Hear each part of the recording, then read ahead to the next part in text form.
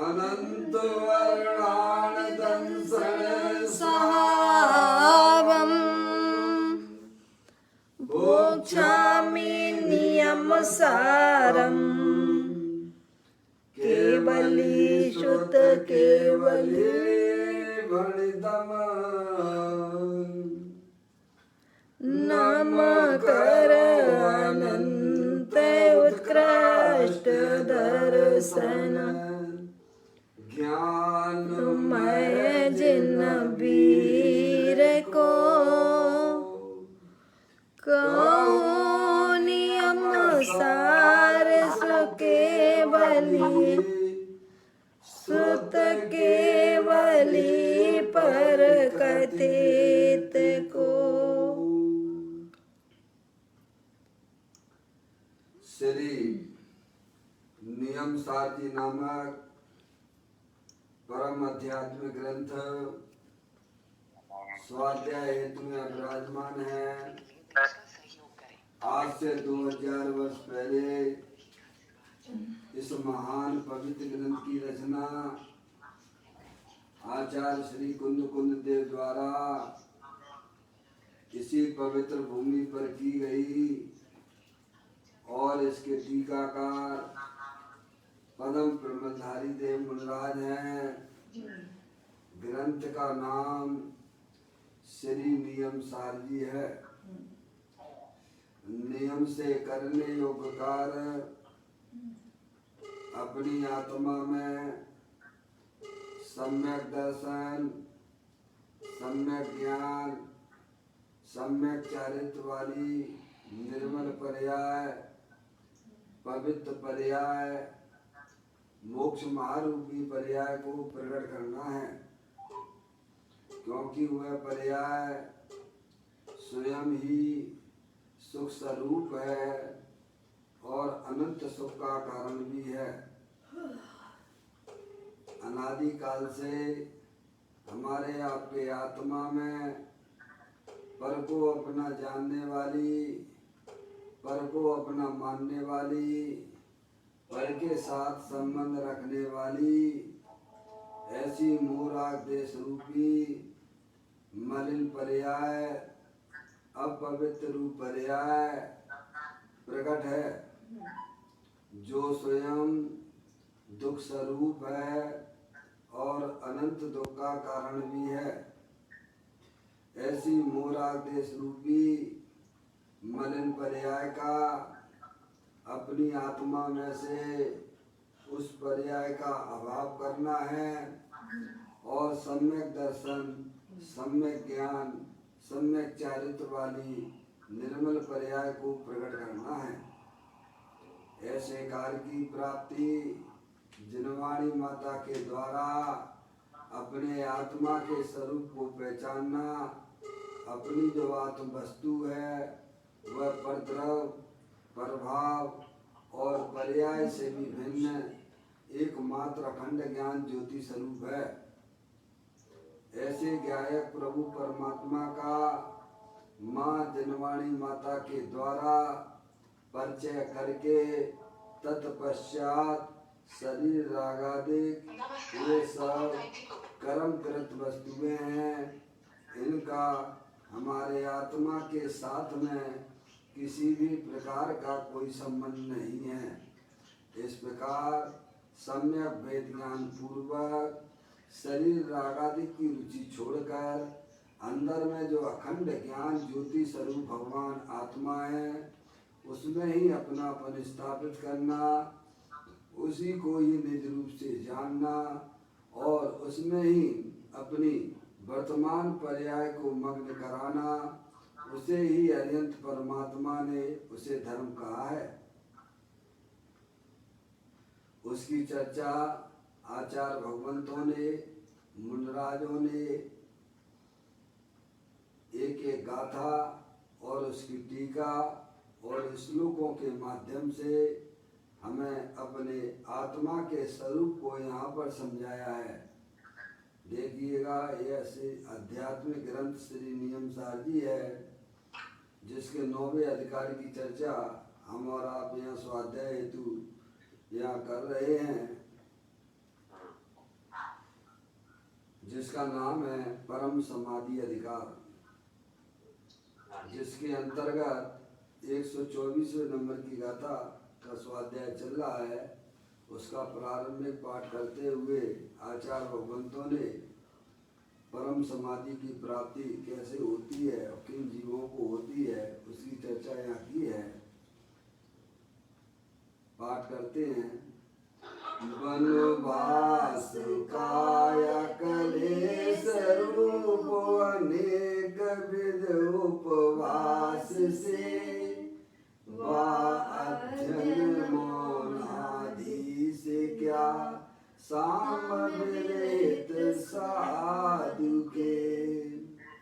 आचार्य कुंद देव बड़ी सुंदर बात यहाँ कहते हैं कि अगर तुम्हारी आत्मा की पर्याय में समता रूपी धर्म की प्राप्ति नहीं हुई तो ये वनवास में जंगल में रहने से और शरीर को नाना प्रकार के कष्ट देने से, उपवास अधिक अनेक प्रकार के करने से, बहुत शास्त्रों का अध्ययन करने से और मौन रहने से भी क्या मतलब है।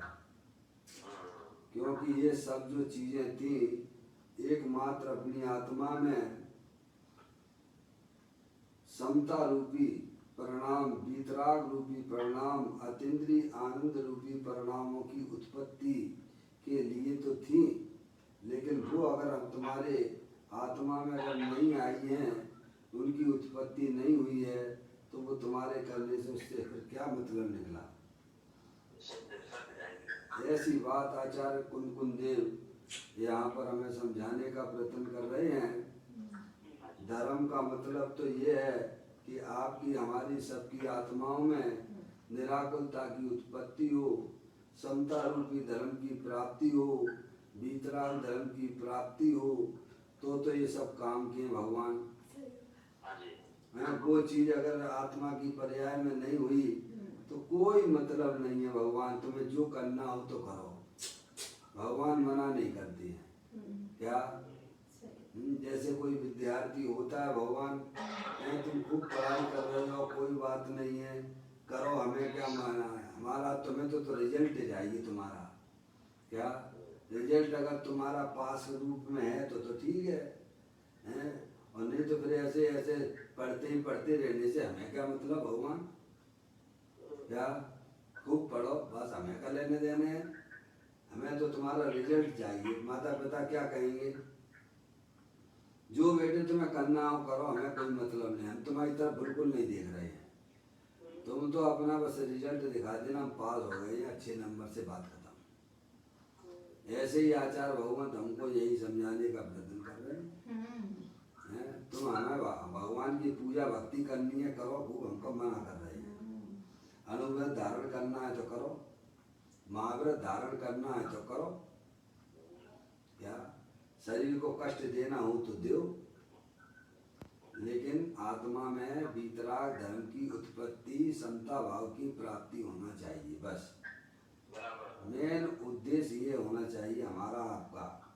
एन केन प्रकार से आत्मा की पर्याय में वीतराग धारा, वीतराग रूपी समता, अतीन्द्रिय आनंद पर्याय में प्रकट होना चाहिए। तो ज्ञान धारा मतलब अतीन्द्रिय धारा, बस आनंद की धारा पर्याय में होना चाहिए। स्वभाव तो अतीन्द्रिय आनंद स्वरूप है, सुख शांति स्वरूप है। क्या जब तक जीव अपने आत्मा के स्वभाव को नहीं जानता है, तब तक उसकी आत्मा की पर्याय में समता रूपी धर्म की प्राप्ति नहीं हो सकती है।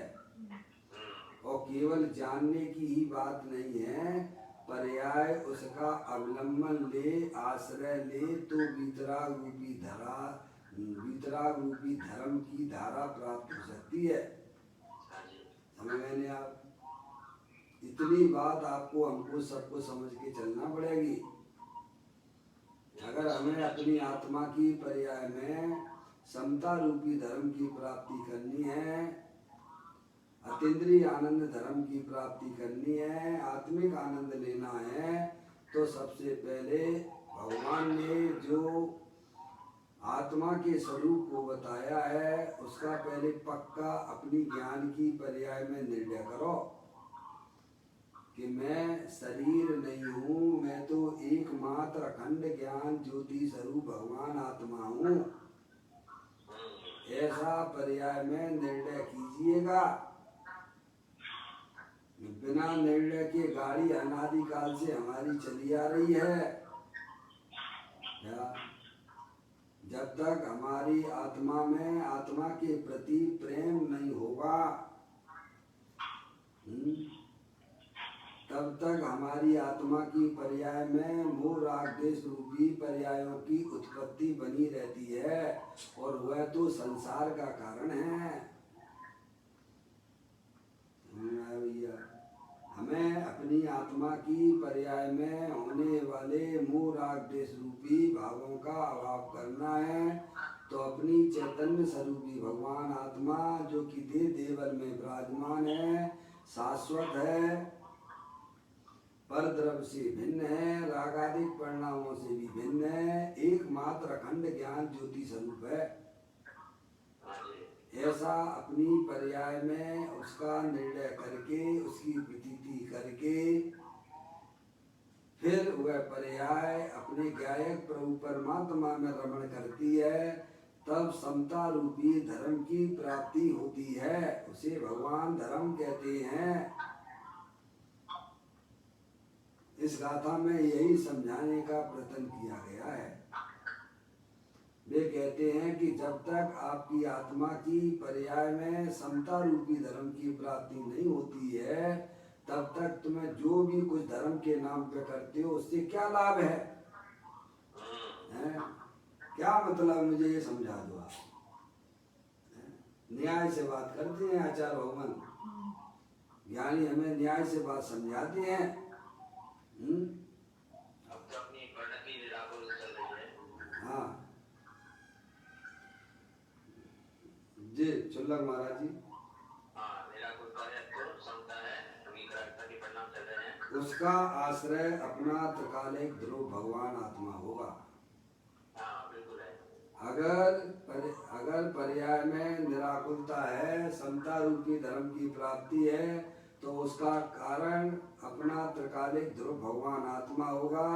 वह पर्याय समस्त परद्रव, प्रभाव और पर्याय का भी आश्रय छोड़ती हुई एकमात्र अखंड ज्ञान ज्योति स्वरूप का आश्रय लेती है, तभी पर्याय में निराकुलता रूपी धर्म की प्राप्ति हो सकती है।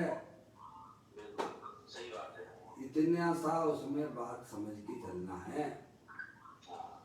बहुत घूम लिया है धर्म के नाम पर है भगवान।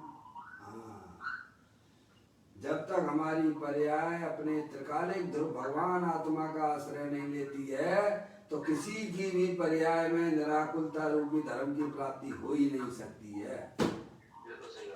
पर्याय का धर्म तो अपने त्रिकालिक ध्रुव भगवान आत्मा का आश्रय लेना है। तब तक मोक्ष के दरवाजे नहीं खुलते हैं। मोक्ष के दरवाजे तो आत्मा के आश्रय से ही खुलते हैं। भगवान, किसी भगवान से ना पूछना, भगवान का यह मात्र एक संदेश है।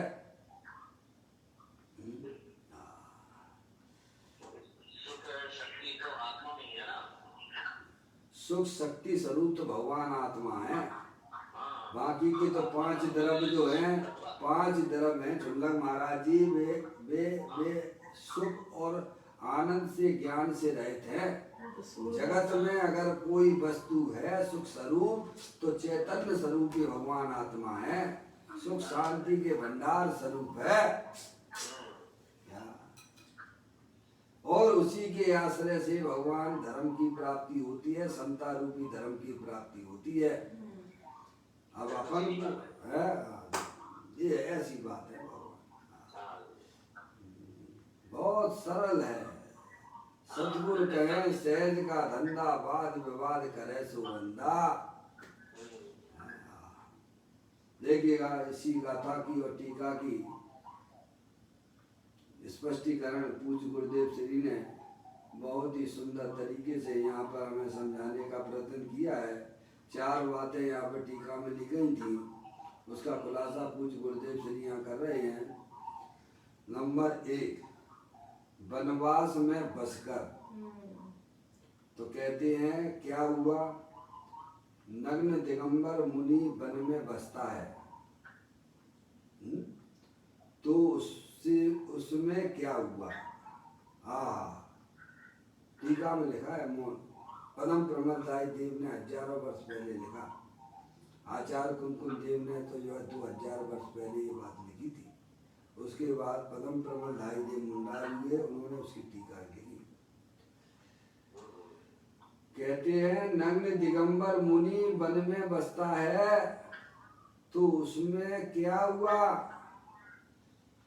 कर्म कलंक रूप कीचड़ से विमुक्त और महा आनंद के हेतुभूत परम समता भाव बिना, यानी वनवास में बसकर वर्षा ऋतु के वृक्ष के नीचे स्थिति करने से, हैं काय के लिए बैठे हो भैया ये बताओ, हैं वनवास में जंगल में रहते हो तो काय के लिए रहते हो? जन जन से दूर रह रहे हो, तो उसका मतलब क्या है कि अंदर भगवान आत्मा तुम्हें प्यारा लगना चाहिए, उसका आनंद लूटना चाहिए, हैं वर्षा ऋतु में बैठे हुए हो, बिल्कुल शीर्षासन लगाए हुए, हैं आनंद में पर्याय झूलती रहना चाहिए, तो काम की है। और दुखी हो रहे हो, लोगों को दिखा रहे कि भाई साहब जंगल वाले बाबा, जंगल वाले बाबा तो मंगल मनाते हैं काय के अपने भगवान आत्मा के आश्रय से, तो जंगल वाले बाबा हो। मुनिराज जो बैठते हैं वर्षा ऋतु में, वर्षा ऋतु में जो वे ध्यान करते हैं, अंदर में पर्याय में जो शरीर के प्रति किंचित राग हो गया, उसे भी तोड़ने के लिए कैसे वर्षा ऋतु उसके नीचे बैठते हैं। क्या उस राग को, जो किंचित राग शरीर के प्रति रह गया है, उस राग को भी तोड़ने के लिए वे उस वर्षा ऋतु में बैठते हैं। और तुम देखा देखी बैठ गए क्या भगवान है? ये देखा देखी वाला धर्म नहीं है, अंदर से समझने की बात है। मुनिराज पहाड़ पे जाते हैं, ऐसी धूप में जाके शिला पे जाके बैठते हैं, तो काय के लिए बैठते हैं? कि शरीर के प्रति जो किंचित राग रह गया है, मोह तो उनको टूट ही गया है, दर्शन मोह की भाग ही गया है, क्योंकि वे अपने आप को शरीर रूप से नहीं देखते हैं, वे अपने आप को आत्मा रूप से देखते हैं। समझ में? मोह तो उनका दर्शन मोहिनी तो भग गया, लेकिन किंचित शरीर के प्रति जो राग रह गया है, उस राग को भी तोड़ने के लिए भाई साहब वे ऊपर पहाड़ पे जाके शिला के ऊपर बैठते हैं। वर्षा ऋतु में जो है ध्यान लगाते हैं काय के लिए?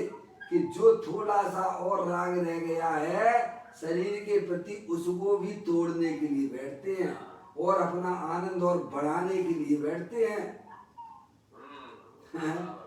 लेकिन वो तो धर्म प्रकट ही नहीं हुआ भगवान। तो कहते हैं ऐसे बैठने से तुम्हारा क्या मतलब निकला? बच्चा रोज ही ना स्कूल में जाए और क्लास में बैठे और भी लिखवाए मास्टर साहब, वो भी लिखे, लेकिन परीक्षा में तो फेल हो गया, तो तेरे जाने से और बैठने से उससे क्या मतलब निकला?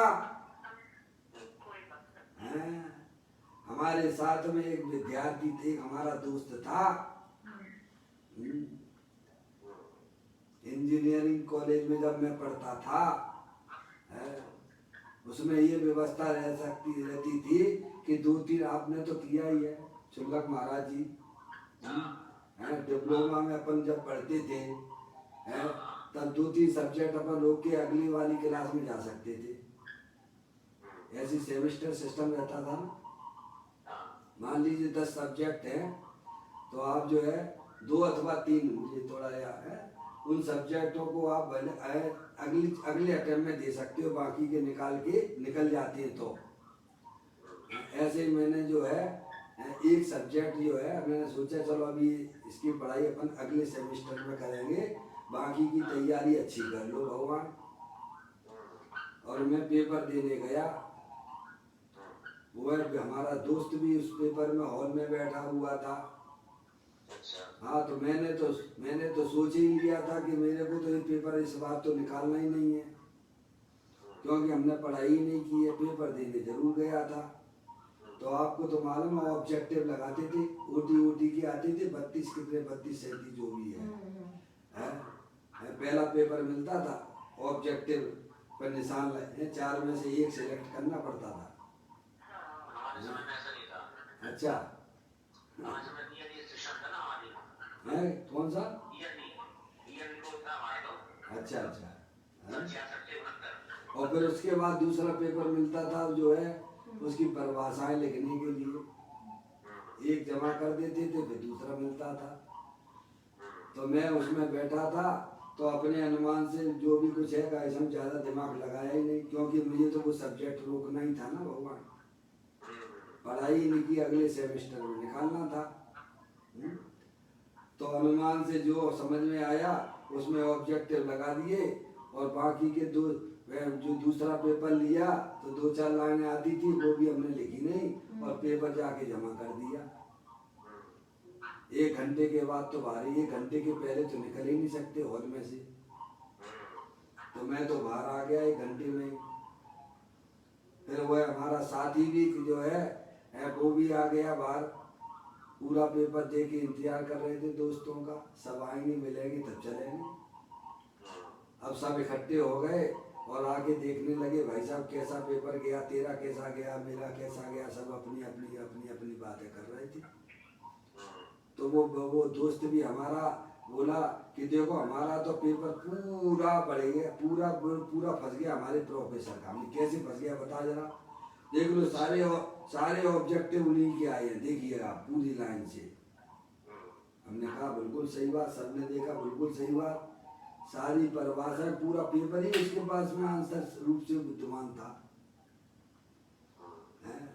और मैंने कैसे शर्त लगा ली शुल्लक महाराज जी कि मैं तो पास होऊंगा नहीं और तू भी पास नहीं होगा। मैं तो इसीलिए पास नहीं होऊंगा क्योंकि मैंने पढ़ाई ही नहीं की है, और तुम जो है कैसे पास हो नहीं सकते हो। तो लोग हमारी बात सुन के बड़ा आश्चर्य करने लगे, कैसी बातें कर रहे हो। सारे उसके प्रोफेसर के जिस पर वो कोचिंग पढ़ता था उसका पेपर भी आ गया है, उसके प्रोफेसर ने भी बता दिया था, सब पेपर में आ गया है, और फिर भी आप कहते हो कि पास नहीं होगा। हमने कि लगा लो शर्त, क्या लगाना है। बोलने की बोलो क्या शर्त लगाना है। हमने कि अगर तुम पास हो जाओगे तो मैं सबको टॉकीज में फिल्म दिखाऊंगा। हाँ भाई साहब, जब 17 साल की उम्र थी, शरीर की उस समय की बात है। मैंने कहा कि अगर तुम पास हो जाओगे तो हम सबको फिल्म दिखाएंगे टाकीज में, हैं? और अगर तुम पास नहीं हुए तो हम सबको दिखा देना फिल्म, और क्या शर्त लगाओ भैया, विद्यार्थी तो ऐसे इतनी कर सकता है क्या समझ में। और रिजल्ट जब आया शुल्लक महाराज जी, वो हुआ फेल और मैं हो गया पास। क्या हुआ, क्या हो गया है? भाई हमें तो ये कॉन्फिडेंस था कि मेरे लिए तो फेल होना है, और 2 महीने तक हमने खूब पढ़ाई भी करी उस सब्जेक्ट की, और देखा वो जो स्कूल के बोर्ड पर मेरे जो है 50 में से 21 नंबर आ गए, 20 नंबर में पास हो जाते थे। क्या है क्यों हमारे गोले जो है सही फिट बैठ गए उसमें। क्या हमारे जो है 50 में से 21 नंबर आ गए, और 21 नंबर से मैं पास हो गया और वो हो गया फेल। तो ऐसी पढ़ाई करने से क्या मतलब है, तेरे प्रोफेसर का भी पूरा पर्चा फंस गया है। ऐसे ही जैन कुल में भाई साहब जन्म लिया, जनवाणी माता भी तुमने खूब सुनी, बाद में अणुव्रत महाव्रत भी धारण किए, जंगल में जाके खूब तपस्या भी की, लेकिन पर्याय में वीतराग रूपी धर्म की प्राप्ति हुई कि नहीं, मुझे तो इतना बता दो भगवान। अगर समता भाव की प्राप्ति नहीं हुई तो तुम्हारे ये सब करने का क्या मतलब है? मूल अपना प्रयोजन है उसे यही तो भगवान समझाने का प्रयत्न कर रहे हैं भाई साहब।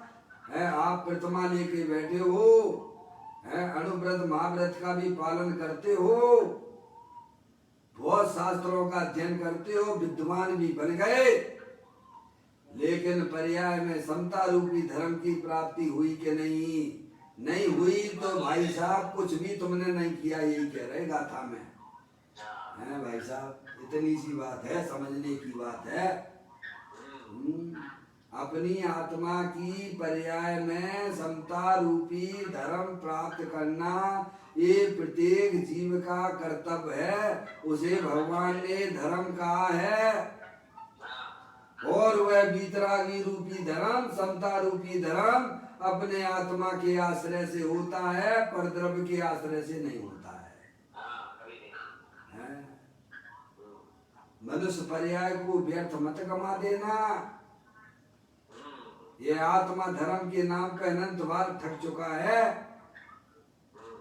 अब तो निर्णय करके गाड़ी को धर्म के मार्ग में लगाना है, मोक्ष मार्ग में चलाना है। अपनी गाड़ी तो लाइन पे चल रही है, क्यों नहीं चलेगी? जो वस्तु स्वरूप का निर्णय करेगा, अपने गायक प्रभु परमात्मा का आश्रय लेगा, उसकी गाड़ी धर्म में पक्की चलेगी। बिल्कुल है तो ऐसा धर्म नहीं है कि भाई साहब जो है करो और कल मिलेगा, अगले भाव में मिलेगा, इसका नाम धर्म नहीं है भगवान। यहाँ तो तत्काल आनंद पर्याय में प्रकट होता है। समता रूपी धर्म तत्काल प्राप्त होता है। जो अपनी आत्मा का आश्रय लेते हैं उनको तत्काल, जब ही जिए आत्म जाने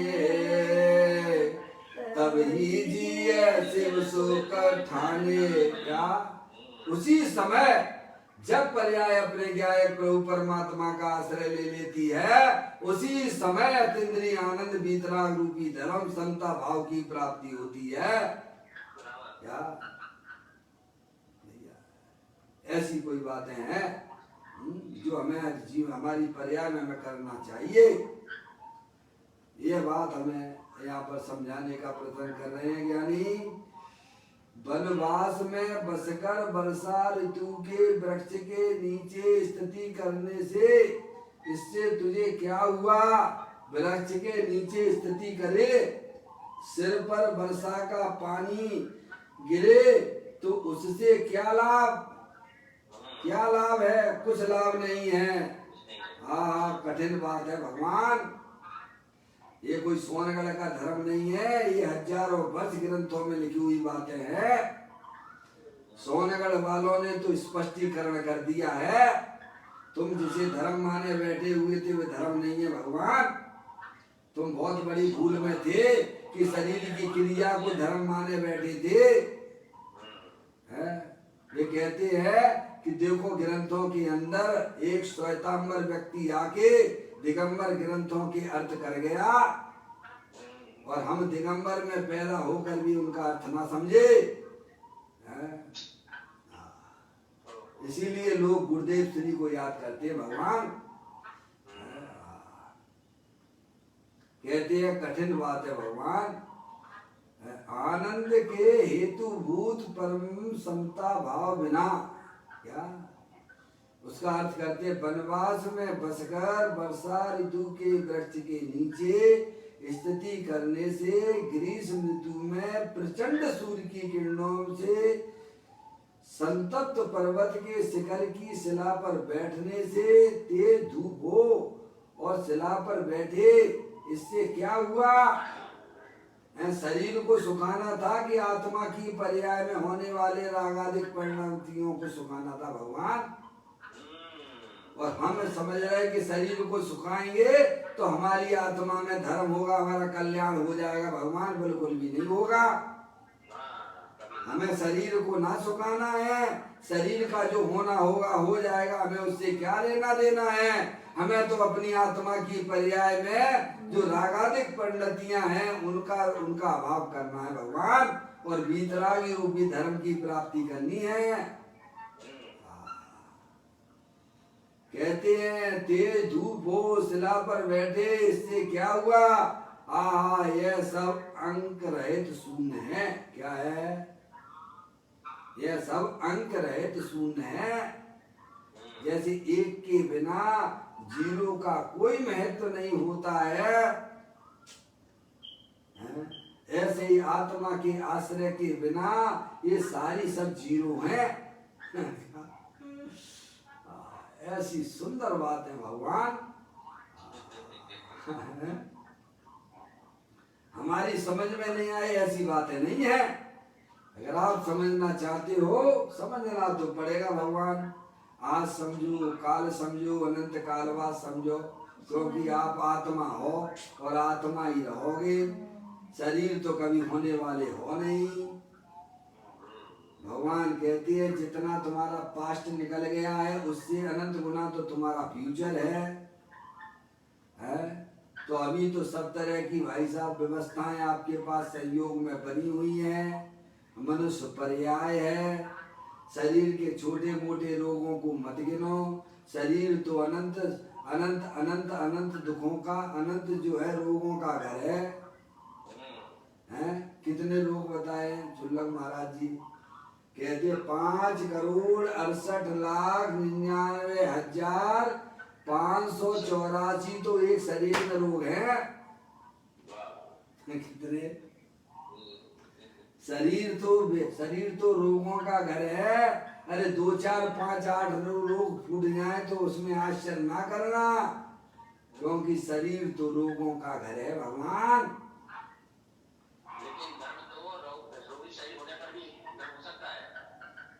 क्यों नहीं हो सकता? शरीर से भिन्न है ना आत्मा। अरे आत्म वस्तु जो है शरीर से भिन्न है ना भगवान। शरीर के रोग को छूता तक नहीं है। क्यों नहीं हो सकता है? शरीर का दुर्बल हो, पतला हो, काला हो, कूड़ा हो, रोगों का घर तो है ही। उससे क्या लेना देना है? क्योंकि भगवान आत्मा तो उससे भिन्न अखंड ज्ञान ज्योति स्वरूप आनंद स्वरूप है भगवान।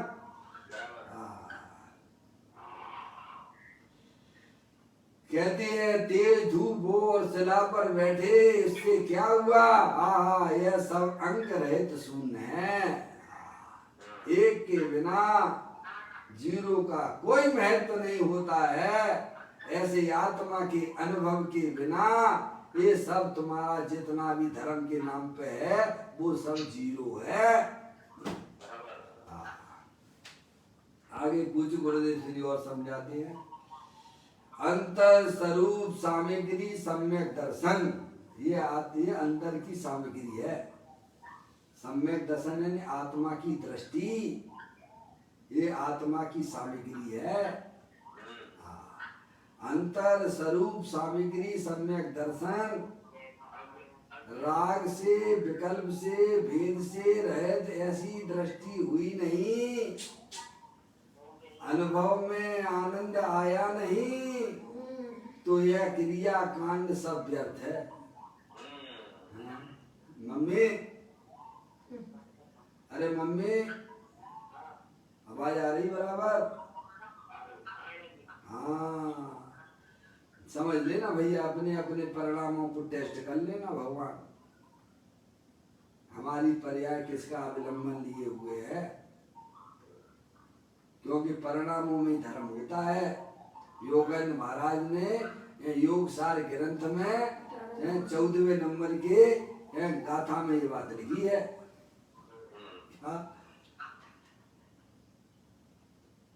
14वें नंबर की गाथा में ये बात लिखी है आचार्य योगेंद्र महाराज ने। क्या? परिणामों में बंध है और परिणामों में मुक्ति है। हे योगी, तुम अपने परिणामों को पहचानो। किसको पहचानो भगवान? पहचान सकते हो कि नहीं पहचान सकते हो? बोलो भैया। जो ये कहता है कि हम नहीं पहचान सकते वो जड़ होगा, चेतन तो हो ही नहीं सकता है।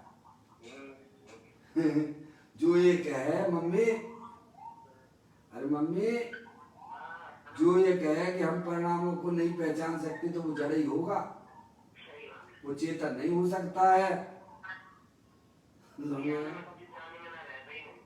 सोचो बेचारा भाई, हमारे परिणाम किधर जा रहे हैं, किसके साथ संबंध बनाए हुए हैं। अगर हमारे परिणाम पर द्रव्य के साथ संबंध बना रहे तो वो संसार का कारण है। अगर वह परिणाम अपने ज्ञायक प्रभु परमात्मा के साथ संबंध जोड़े हुए है तो किसी भगवान से ना पूछना, उसे भगवान मोक्ष मार्ग कहते हैं। समझ में आया भैया? ऐसी बात है। कहते हैं अंतर स्वरूप सामग्री सम्यक दर्शन है। आत्मा की सामग्री तो आत्मा की दृष्टि है, और वह दृष्टि राग के विकल्प के भेद से रहित। क्या? कैसी?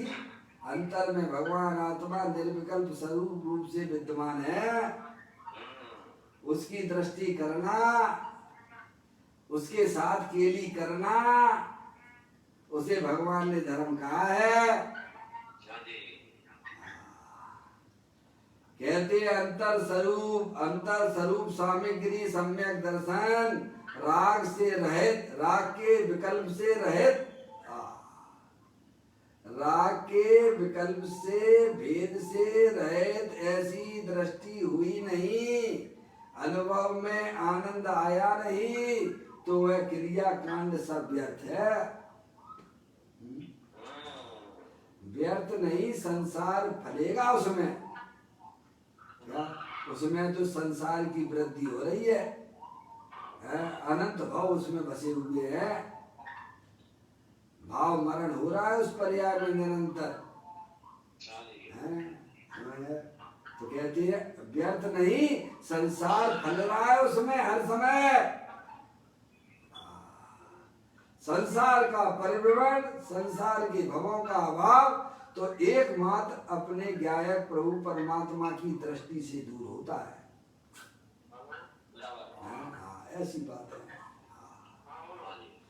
संसार फलेगा, परिभ्रमण मिलेगा, अगर अपने आत्मा की दृष्टि ना की तो भाई साहब निरंतर संसार में जन्म मरण करना पड़ेगा। कीड़े मकोड़े बनोगे भगवान। आत्मा को जाने बिना जो कीड़े मकोड़े, सब्जी कीड़े मकोड़े बनते हैं, त्रियंश गति के, जो क्या हमें अपने सामने दिखाई नहीं दे रहे हैं क्या? कहते अरे तीर्थंकर भी जिससे डर गए हैं, संसार के दुखों को देखकर तीर्थंकर का जीव भी डर गया। तुम बड़ा जो है सूरवीर है जो तुझे डर नहीं लगता है। तीर्थंकर जैसा जीव, जिसको बाद में शरीर भी इतना उनका मजबूत कि भाई साहब देवगति के देव भी अगर उनकी टेढ़ी उंगली को सीधी ना कर सकते हैं, इतना उनका शरीर का बल रहता है तीर्थंकर के जीव का। और बाद में भोगों की कोई कमी नहीं रहती है उनके पास में, तब भी वे डर गए। हो यहाँ तो अपने परिणामों की चलती है, यहाँ किसी पर द्रव्य की नहीं चलती है। भगवान अपने परिणामों को संभालो। है क्या?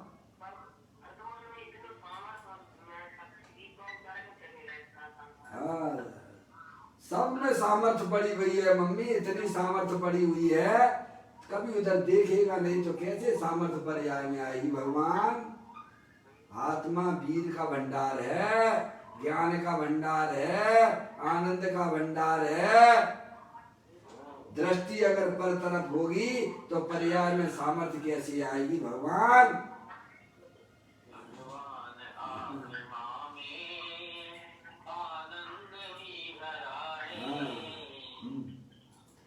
चुल्लक महाराज जी गा रहे हैं, आत्मा की दृष्टि आनंद से भरपूर है, जैसे मिश्री में मिठास भरी हुई है। अब सब सेवन करोगे तो मीठा उसका स्वाद आएगा ना भगवान। ऐसे ही अपना भगवान आत्मा वीर का तो भंडार है, इतनी सामर्थ्य भरी हुई है। उसकी दृष्टि करने से वो शक्तियां पर्याय में व्यक्त हो जाती है। भगवान इतना सरल धर्म है, ऐसा धर्म मूल नहीं मिले, ऐसा धर्म मूल नहीं मिले जो पैसा लेके खरीद के आ जाओगे। क्या भगवान, ऐसा धर्म जो है संगीत शिखर जी पे भी नहीं मिले है, ऐसा धर्म मंदिर में भी नहीं मिले। ऐसा धर्म तो आत्मा में है। आत्मा स्वयं वीर का भंडार है, सुख शांति का भंडार स्वरूप है। जब पर्याय अपने गायक प्रभु परमात्मा की दृष्टि करती है तो उसकी पर्याय में वीतराग धर्म समता रूपी धर्म की प्राप्ति होती है। ये बात हमें भगवान समझाते हैं। कहते हैं अंतर स्वरूप सामग्री सम्यक दर्शन, राग से विकल्प से भेद से रहित ऐसी दृष्टि हुई नहीं, अनुभव में आनंद आया नहीं, तो वह क्रिया कांड सब व्यर्थ है। व्यर्थ नहीं, संसार उसमें फलेगा और परिभ्रमण मिलेगा। तेरा आत्मा यूं ही 4 गति 84 लाख योनियों में डुलता रहेगा। अगर हमें अपनी आत्मा का जन्म मरण नहीं कराना है, 4 गति 84 लाख योनियों का परिभ्रमण नहीं कराना है, तो अंदर में अपने गायक प्रभु परमात्मा की दृष्टि करो। मैं तो एकमात्र अखंड ज्ञान ज्योति स्वरूप भगवान आत्मा हूँ, शरीर में नहीं हूँ। ऐसे श्रद्धान के बिना, ऐसे ज्ञान के बिना 4 गति 84 लाख योनियों का परिभ्रमण नहीं मिटता। भगवान आपके हाथ में ही डोर है कि आप अपने आत्मा को संसार में ले जाना चाहते हो अथवा मोक्ष मार्ग में ले जाना चाहते हो। ये सब अपने हाथ की बातें हैं। भगवान के भरोसे नैया ना छोड़ देना, नहीं तेरी नैया तो डूबेगी डूबेगी। तुम्हें समझ में आया? मैंने तेरे ही भरोसे पारसनाथ भमर में नैया डाल दई। भगवान कह रहे तेरी नैया तो डूबेगी डूबेगी, गारंटी से हम कह रहे लोग हैं। ये तेरे माने आत्मा के लिए समुद्र कर ले तो काम हो जाएगा। अरे तो फिर क्या कहना है? भगवान तो यही तो कह रहे हैं, तू मेरी तरह बना दे कि तुम अपनी तरफ देखो। भगवान तो यही तो कह रहे हैं, तुम मेरी तरफ ना देखो, तुम अपनी आत्मा की तरफ देखो। हैं? और क्या है? बाहर में लड़का लड़कियों से प्रेम करते, लड़की लड़कियों से प्रेम करती, लड़की लड़कों से प्रेम करती हैं। अरे प्रेम अपने आत्मा से कर लो तो भाई साहब सब कुछ हो जाएगा, निबट जाएगा केस। प्रेम करना तो तुम्हें आता ही है। चुल्लक महाराज जी, प्रेम करना तो आता ही है, पर पदार्थों से अनादिकाल से प्रेम करते चले आ रहे हो। अपनी आत्मा को जान लो, अपनी आत्मा से प्रेम कर लो, सब कुछ सब ठीक ठाक हो जाएगा। प्रेम तुम्हें कोई अलग से कोई सिखाने की बात तो है नहीं है। हमें तो सब समझ में आ गया था, सन 90 में निर्णय हो गया था। हाँ, आपका भी प्रेम प्रोग्राम नाम हजार हो जाता है। अरे 90 में आए थे आप? हमारे पास कब आए थे? नहीं, उस समय तो हम आए थे ना, सन 96 से 2000। अच्छा 96 में आए थे आप आश्रम में भोपाल में? 96 में आए थे हम। हाँ, समझ आया। ऐसी बात है भगवान। एक देखिए जानिए रम रहिए कठोर, समल विमल न विचारिए यही सिद्ध नहीं और। ऐसा भगवान आत्मा बना बनाया है, नम्मे वीर का भंडार है। ऐसी चैतन्य वस्तु दे दे वाले विराजमान, उसकी दृष्टि कर लो भगवान। शरीर का लक्ष्य छोड़ दो, परद्रव्यों का लक्ष्य छोड़ दो, रागादिक परिणतियों का भी लक्ष्य छोड़ दो, गुण भेद भी ना करो। उन सबको दृष्टि में गौण कर दीजिए। एक अपने भगवान आत्मा को सबसे आगे रखिएगा। उसको भगवान ने धर्म कहा है। कहते हैं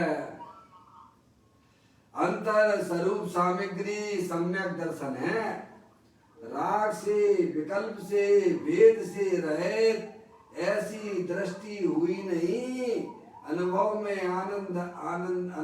आनंद आया नहीं तो यह क्रिया कांड सब व्यर्थ है। भगवान व्यर्थ ही नहीं है, संसार उसमें फल रहा है। फिर क्या हो रहा है? उसमें संसार फल रहा है और परिभ्रमण मिलेगा। उसका फल ये है, मोह राग द्वेष की उत्पत्ति जो आत्मा की पर्याय में हो रही है उसमें संसार फल रहा है। हम समझ रहे हैं हम दूसरे से प्रेम कर रहे हैं तो भाई साहब क्यों मनुष्य पर्याय का समय बर्बाद कर रहे हैं? भगवान अपनी आत्मा को पहचान लो, अपनी आत्मा से प्रेम करो। 2.5 अक्षर प्रेम का पढ़े सुपंडित होए।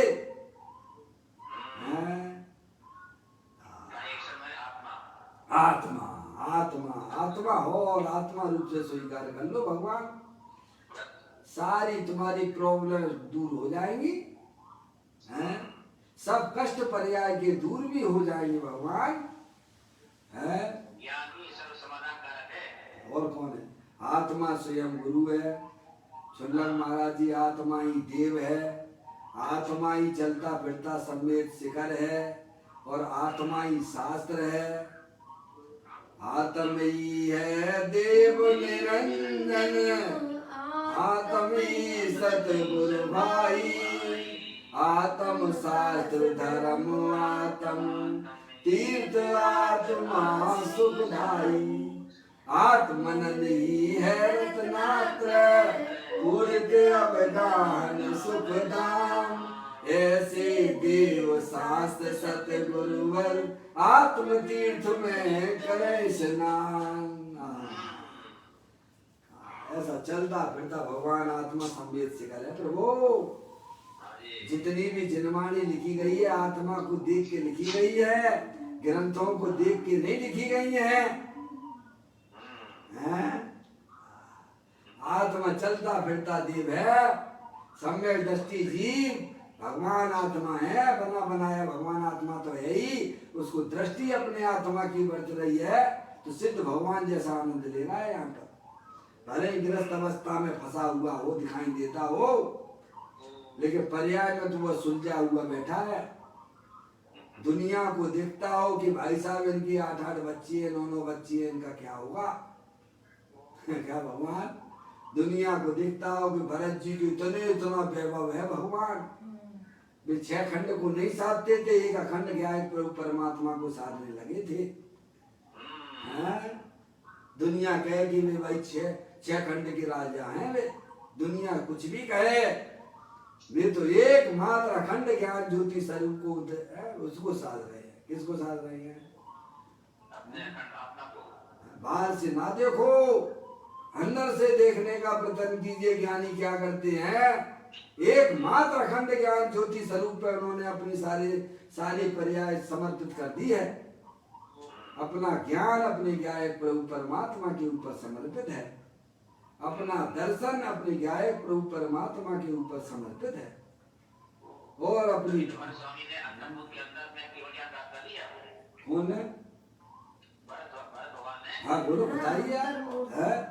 इतनी तैयारी हो गई थी उनकी, अंदर ही अंदर, अंदर ही अंदर, अंदर ही अंदर, अंदर ही अंदर। समझ गए यार? इसीलिए कहते हैं पहले हो भाव से नग्न और फिर हो द्रव्य से नग्न और फिर होता है भावलिंग।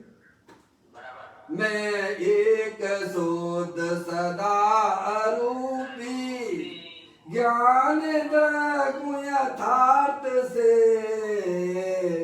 कुछ अन्य वो मेरा नहीं, परमाणु मात्र नहीं। अरे पापा, मैं कौन हूँ? मैं एक शुद्ध सदा अरूपी, ज्ञान दृगु यथार्थ से,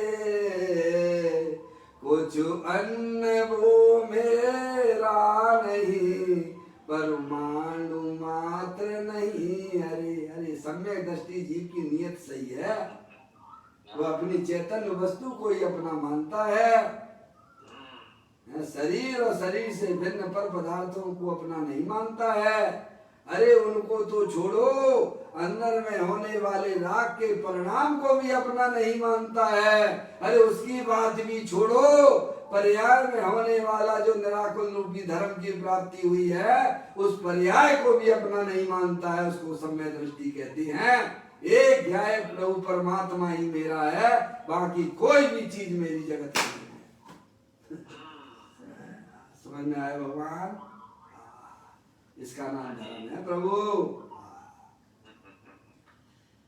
कहते हैं अंतर स्वरूप सामग्री सम्यक दर्शन, वह आत्मा की सामग्री है, वह आत्मा का साधन है। राग से विकल्प से भेद से रहित ऐसी दृष्टि नहीं हुई, अनुभव में आनंद आया नहीं, तो वह क्रिया कांड सब व्यर्थ है। व्यर्थ ही नहीं है, संसार उसमें फल रहा है भगवान। भाव मरण आत्मा का हो रहा है हर समय। भाव मरण ये भाव कर्म सदियों से करता आया है। अपने आत्मा की दृष्टि के बिना पर्याय में भाव मरण हो रहा है।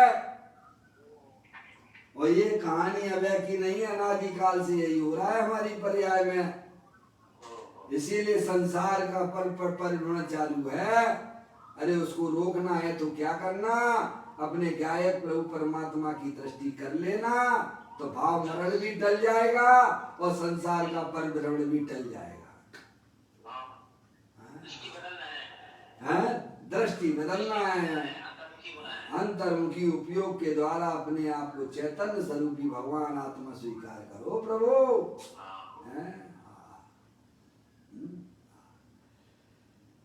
कहते हैं देखो यहाँ शिखर की शिला पर बैठने से और हेमंत ऋतु में रात्रि में दिगंबर दशा में रहने से मूल तो दिगंबर धर्म अनादि का है। कब का है? गुरुदेव श्री समझाते हैं मूल तो दिगंबर धर्म अनादि है, जिसकी कोई शुरुआत नहीं है, अनादि है। और भगवान के पास यह चलता है कहाँ? यह भगवान के पास मिलेगा, ये कहीं दूसरी जगह आपको नहीं मिलेगा। यह कोई संप्रदाय नहीं है, पक्ष नहीं है, कोई पंथ नहीं है, वस्तु का स्वरूप है। क्या है? ये तो वस्तु का स्वरूप है भगवान। यह कोई पंथ है? हाँ, तो बस धर्म तो वस्तु का स्वरूप है भाई। यह कोई संप्रदाय नहीं है, पक्ष नहीं है, कोई पंथ नहीं है, वस्तु का स्वरूप है। वह यह चीज है। यह कहते दिगंबर दशा में रहने से। अब दूसरी बात उन्होंने की, 2 नंबर की बात की। 4 बातें हैं ना टीका में, दूसरे नंबर को बात करते हैं। त्वचा तथा अस्थि रूप मात्र हाड़ चाम रूप हो गए सारे शरीर को क्लेशदायक माँ उपवास से। कैसे? खूब उपवास आदि करे है भाई साहब, शरीर को सुखा लिया है और मान रहे कि भाई साहब हम मोक्ष मार्ग में चल रहे हैं। जब मैं दिल्ली में गया था पर्यूषण पर में तो एक जो है अर्जकाएं थी 35 उन्होंने वोट लगे थे। रोजाना जो है आज 32, 33, 34, 35 उपवास। क्या? और 35 के बाद तो भाई साहब देह और आत्मा दोनों भिन्न भिन्न हो गए। दुनिया कहे कि भाई साहब उसको बहुत बढ़िया हुआ है। भगवान कहते हैं कि आत्मा की दृष्टि नहीं है तो वे तुम्हारे उपवास से कुछ होने वाला नहीं है। समझ में आ गई? वो तो लंघन है। शरीर को सुखाने से क्या होता है? हाँ, नहीं तो देखो अन्नमत वाले भी देखो है पंचाग्नि तपते हैं, आगे 4-5 तरफ अग्नि लगा लेते हैं और शीर्षासन लगा के नग्न होकर शीर्षासन लगाते हैं।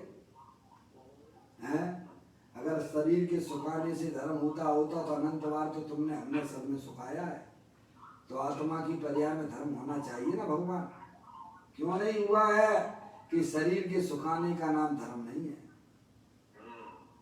आत्मा में रागादिक परिणति सुखाने का नाम तो धर्म है।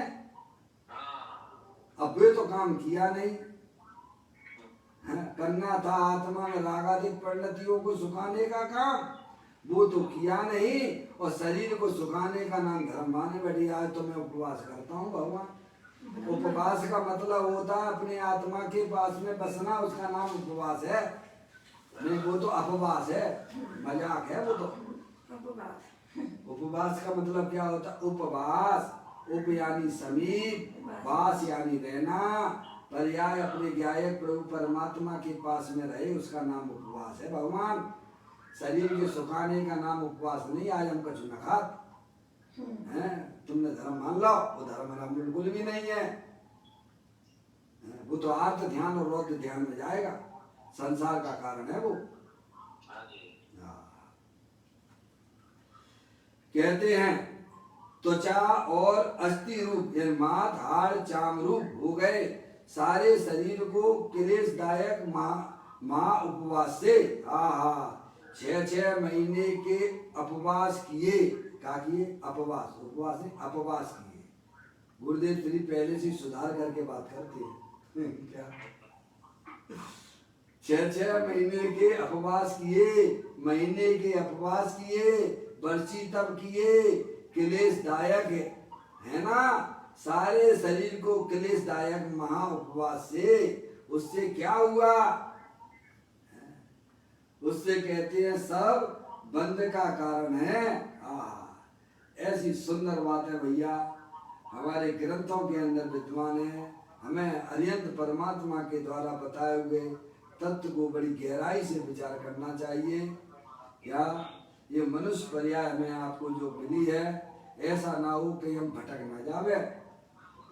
आप जनवाणी माता से जुड़िए, आचार्य भगवंतों की बातों को पढ़िए, अपनी पर्याय में होने वाली गलती को सुधार कीजिए, है तो हम आगे इस मोक्ष मार्ग में चल पाएंगे। भगवान एकदम सरल मार्ग है, कहीं कोई कठिनता नहीं है। आचार्य भगवंतों ने, मुनिराजों ने उसको जो है तर्क से, युक्ति से, न्याय से, लॉजिक से परोसा है। ऐसा नहीं है कि भाई साहब हम कर नहीं सकते हैं। अरे पंचम काल में भाई साहब, पंचम काल के मुनिराज पंचम काल के श्रोताओं को समझाते हैं। वे भी पहले मिथ्या दृष्टि थे। पंचम काल में तो सब मिथ्या दृष्टि पैदा होती है ना भगवान। कौन सम्यक दर्शन लेके आते हैं?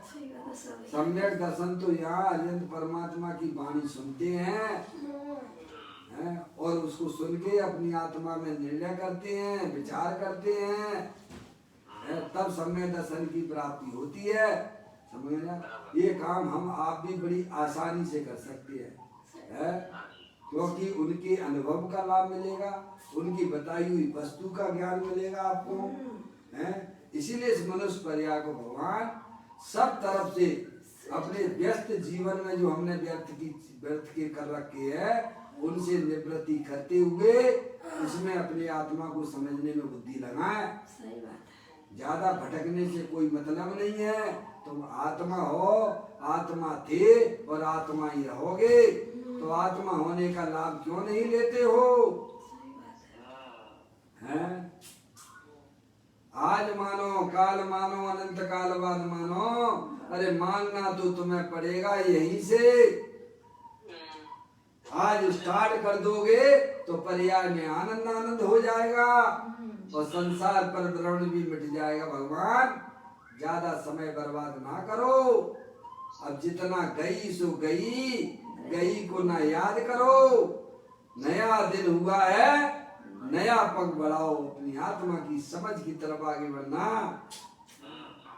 ऐसी सुंदर बातें आगे की सुध ले भाई साहब। बीते को क्या याद करना, वे तो चले गए हैं, उनसे क्या मतलब है। वर्तमान में मैं ज्ञानानंद स्वरूपी भगवान आत्मा हूँ, ऐसा सच्चा ज्ञान कर लो, अभी कर लो तो अभी भगवान आनंद आनंद हो जाता है। ऐसी सुंदर सुंदर बातें हमारे ग्रंथों के अंदर है। वर्तमान में अपने प्रमाद को त्याग दो। अब मुझे पूरी तरह से सावधान हो रहा, अरे मुझे तो इन बातों की खबर ही नहीं थी। मैं तो प्राप्त पर्याय में ही तर में हो रहा था, ऐसे ज्ञानी सावधान हो जाते हैं अपने कार्य के प्रति। इस प्रकार से आज अपन ने इस गाथा और टीका के द्वारा अपने आत्मा के स्वरूप को समझने का प्रयत्न किया है। आचार्य भगवान कहते हैं कि जब तक हमारी आत्मा की पर्याय में समता रूपी धर्म की प्राप्ति नहीं होती है, चाहे बार में आप कितने भी धर्म के नाम पर क्रिया कांड करो, उससे तुम्हें कोई लाभ होने वाला नहीं है। अपने समता रूपी धर्म की प्राप्ति तो अंदर में भगवान आत्मा जो तीनों काल शरीर आदि पर पदार्थों से भिन्न तो है ही, लेकिन रागादिक प्रवृत्तियों से भी जो आत्मा में दुख रूपी पर्याय होती हैं, उनसे भी मेरा भगवान आत्मा सदा काल भिन्न रूप से विद्यमान है।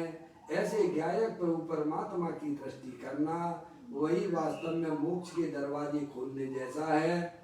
जो काम हमने अनादिकाल से ना किया है, उसको भगवान ने कहा कि तुम ये सब काम कर सकते हो, क्योंकि त्रियंश गति के जीव भी ऐसा काम कर लेते हैं, नार की जीव भी ये काम कर लेते हैं। तुम्हारे पास में ऐसी कोई कठिनता, ऐसी परिस्थितियां स्थितियां ऐसी उन जैसी नहीं है। जब वे जीव भी कर सकते हैं तो आपके लिए तो बहुत सुलभ चीजें हैं। इस प्रकार से हमें अपने ज्ञान की पर्याय में जागृति लाते हुए अपने भगवान आत्मा को समझते हुए मोक्ष मार्ग में गमन करना है। इस प्रकार यह गाथा पूरी करता हूँ। कल फिर एक नए श्लोक के साथ में यहाँ प्रारंभ करेंगे। निज निधि निज में बताई, ये अनंत अनंत उपकार है, उसके लिए जिन वाणी माँ को वंदना सतबार है, वंदना सतबार है। नौवा नौकार मंत्र।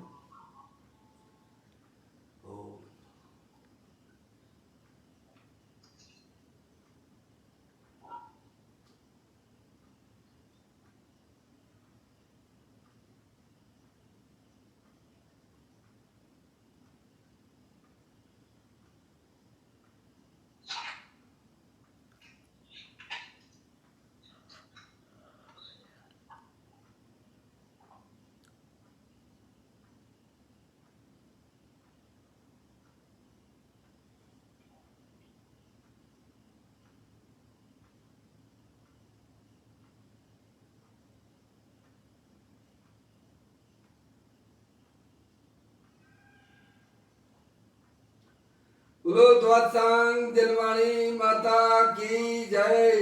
महाजैन